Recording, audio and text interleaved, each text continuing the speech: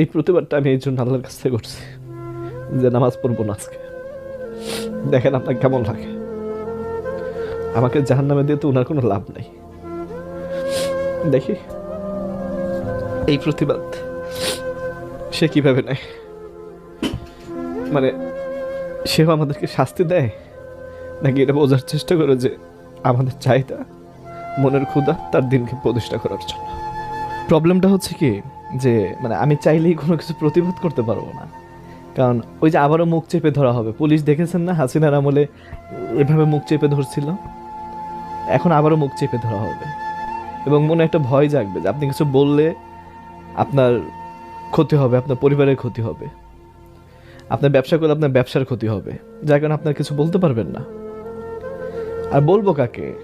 ধরেন যে আমার ঘর থেকেও একটা ভোট ফ্যাসিস্টে গেছে বা 2টা ভোট ফ্যাসিস্টে গেছে, আমি